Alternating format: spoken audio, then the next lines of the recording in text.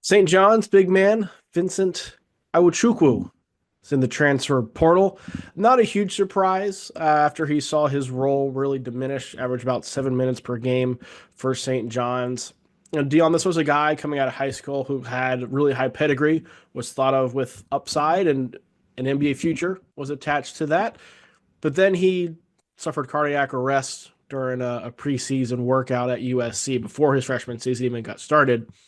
That obviously played a role in kind of mitigating his impact at USC. Didn't play into the back part of his freshman season, and then spent the last 2 years in more reserve roles, both at USC and now this past season at St. John's.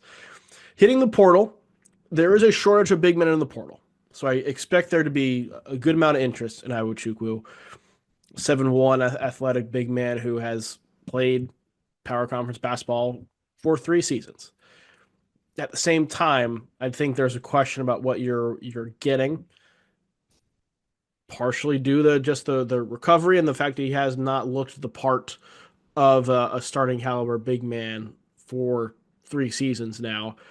So if you were let's say you're a mid-tier power conference coach or GM, Dion, and you needed a big man, or were entertaining the thought of getting a big man, how would you evaluate your pursuit of Iwachukwu? Was he somebody you'd want to go after, or is he somebody that you'd put on the back burner just because there hasn't been production?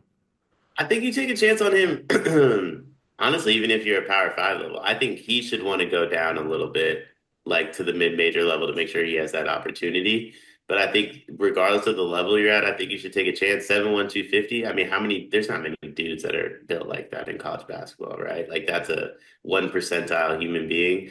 Um, he plays extremely hard, has since high school. That's something you can't teach, right? Um, Clearly he has a high level of confidence, a lot of energy, loves playing the sport. Those are three things. Those are three traits that like I would love in any player.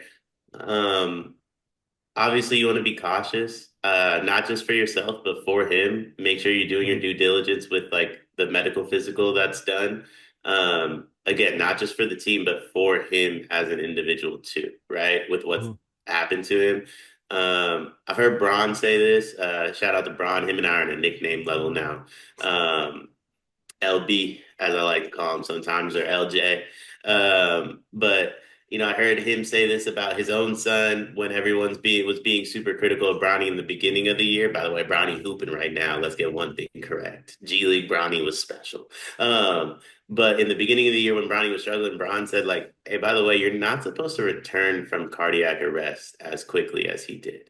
Yeah. Not that Bronny played when he wasn't cleared. He was obviously cleared to play, but Bron was like, back in the day, you never returned to sports from that. Like it was the Yeah. end of your career. And he's like, we've spoken to people about what we should do. And a lot of people say, I don't know because I never played again.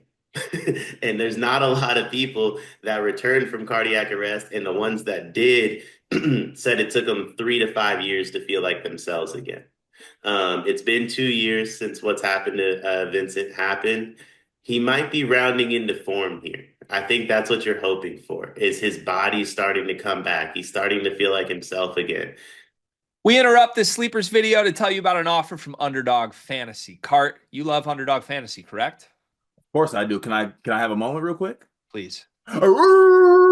Thank you for that. In fact, I'm going to cut you off because our listeners like when we keep these short and sweet. Underdog Fantasy. Sign up as a new user, use promo code SLEEPERS, get bonus funds up to $1,000, 50% of your deposit match. The NBA playoffs are rocking right now. I played Underdog last week with a Cade Cunningham line. I'm looking forward to doing it throughout the entire first round of the NBA playoffs, but there's more. You can place picks on golf. You can place picks on baseball. You can place picks on the NHL playoffs that are rocking right now. Join Underdog Fantasy, promo code SLEEPERS. Support this show so that we can keep bringing videos to you. Back to the video. One thing that I will say is interesting about it, not just from Vincent's perspective, but Bronny's, because they're both about the same age. I think Vincent's 1 year older. Um, when you talk about feeling like yourself again, when you're in your early 20s, you don't know what that means. Right. So that's why I say you want to be cautious. You want to do your due diligence, both for him and you. Because in your early 20s, you have no idea what feeling like your normal self is. Yeah. I think, look, there's a shortage of big men available, and there are a number of schools with new coaches that need to fill out rosters, right? I feel like I bring up NC State every single time we do one of these, but like NC State needs people and needs big men. Miami could use some depth on the front line as well. Indiana needs some help on the front line as well. Like to me, that's a perfect match for him to go someplace. Maybe not Indiana, but where expectations are a little bit tempered. I like an NC State or Miami, and you still get a pretty decent role. Like that's to me a place where you can try and capitalize on expanding your game a little bit more, getting a little bit bigger roles. You can show more of what you can do. He was productive on a permanent basis at St. John's. Just load was limited, right? I think you go somewhere where you're not playing 30 minutes a night, but you can play 20, maybe 25 and get it, at least have some consistency around your role. That didn't happen in St. John's this past season. I think that's probably best. I think you can still find that at the power conference level, given some of the needs that are there. But I mean, there's no shame in going to an A10 school or a Mountain West school, which maybe where he ends up. There's no official list out for him, but I got to imagine there's interest all across the board. Oh yeah. Oh yeah. I think there's got to be interest all across the board just because of the way he plays the game and his size. I said that I said this on a previous video we did about Sean Stewart. If you're a former five-star guy, you always got options. If you're 7'1", always got options. Always got options. Yes. Vincent's the type of guy he could declare for the draft to see what happens, just like Sean Stewart, just like Drake Powell. Just see what happens. Like, hey, you tell a team, hey, I'm 7'1", 250. I block a lot of shots. What, really?